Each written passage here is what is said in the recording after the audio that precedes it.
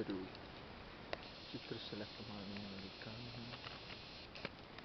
ഇത് സാധാരണയായി ഇവിടെ കാണാത്ത ഒരു വലിയ ചിത്രശലഭമാണ്. എന്ന് പറഞ്ഞാൽ അതിന് ഏകദേശം ഒരു 20 സെൻറ്റിമീറ്റർ നീളവും ഒരു 10 സെൻറ്റിമീറ്റർ നീളവും അതിന് കാണും. മീൻസ് നീളവും വീതി നീളം. ഇങ്ങനെയാണ് ഈ ചിത്രശലഭം കാണുന്നത്. ഇത് മനോഹരമായി ഇരിക്കുന്ന ഒരു ചിത്രശലഭമാണ്. അത് സമാധിയായോ ഇല്ലയോ എന്ന് നമുക്കറിയില്ലെങ്കിലും പക്ഷെ അതിനെ കാണാൻ നല്ല രസമാണ്. ഓടിച്ചോട്ടിന് പോവാണെങ്കിൽ പോട്ടെ. ഇവിടെ 2 പ്രാവശ്യം എടുക്കില്ല. അതുപോലെ അങ്ങ് പാക്ക് ചെയ്താൽ സ്റ്റെപ്പാക്കി വെച്ചാൽ സ്റ്റെപ്പാക്കാം. ലൈറ്റ് നല്ലതാണ്. ഇല കണ്ടിച്ചോ? എന്താ നീ പറഞ്ഞേ? ഇല കണ്ടിക്കാൻ ലൈറ്റോ സ്റ്റെപ്പാക്കി വെച്ചാൽ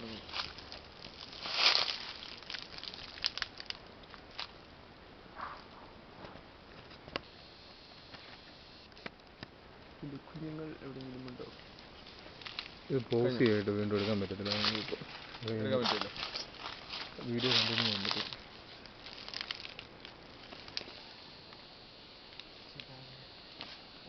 പോകണം. ഇതിന് രണ്ടറ്റുണ്ട്. തൊടാൻ കറക്റ്റ് ഇവിടെ കണ്ണുണ്ട്. ഈ രണ്ട് സ്ഥലം കണ്ണെവിടെയാണെന്നറിയോ? എവിടെയാ കണ്ണെന്നറിയോ? കണ്ണായാലേ ആ ശേഖരത്തിലിരിക്കുന്ന ഇവിടെ എവിടെ അതിന്റെ അടുത്ത് ചെന്നപ്പോഴാണ് ഇവൻ അനങ്ങാൻ തുടങ്ങി. അതിന്റെ കണ്ണെന്നാ അങ്ങനെ നല്ല ഭംഗിയില്ലടാ. ഒത്തിരി ഡിസൈൻ ഒക്കെ ഉള്ളത്. പാമ്പിന്റെ മോഹം വലിക്കുന്നല്ലേ? ഇത് പൊക്കിക്കട മേലത്തെ ഇല ഓടിച്ചോ.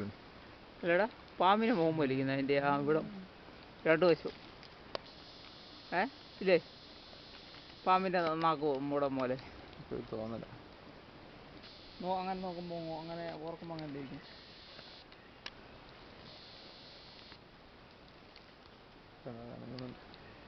വേണമെങ്കിൽ പറക്കാം. ചിലപ്പം പറക്കത്തില്ല. അല്ല പറക്കാവുന്നുള്ളൊരു ഇല വയ്യ അടുത്തേക്ക് കൊണ്ടുണ്ടല്ലോ. ഇലയോ? പക്ഷെ ഇല സംഭവിക്കുന്ന ഇല അവിടെ കമ്പ് ഇത് വേണം. എന്താണ് ഇതിന്റെ കണ്ണ് ഈ 2 സൈഡില്ല. അത് നമ്മൾ ഒരിക്കലും നമുക്ക് അങ്ങനെ പോയി കണ്ടെത്താൻ പറ്റില്ല. അല്ലെങ്കിൽ കൂടുതലാണെങ്കിൽ ഞാൻ കൂടിനകത്ത് വലിയ കൂട്. അപ്പൊ വേണ്ട, ഇത് പറന്നു പോട്ടെ. പറക്കട്ടെ. പറക്കാൻ പോവാ, പറപ്പിക്കാൻ പോവാ. പയ്യെ പറപ്പിച്ചാൽ മതി.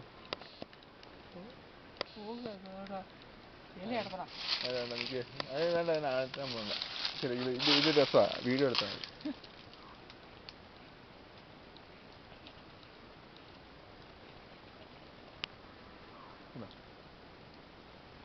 മേലത്തെ ഇലയൊന്ന് ഓടിച്ചു കളഞ്ഞാ. ഓടിച്ചോളാം.